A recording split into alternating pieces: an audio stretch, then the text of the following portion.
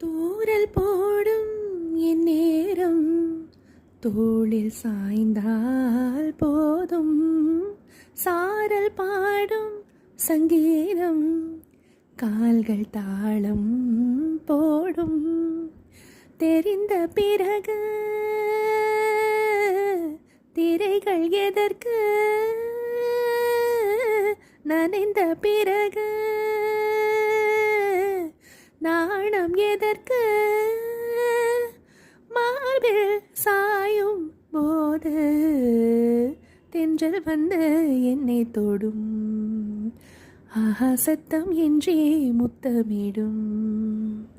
பகலே போய்விடு, இரவே பாய் கொடு, நிலவே பன்னீரை தூவி ஓய்.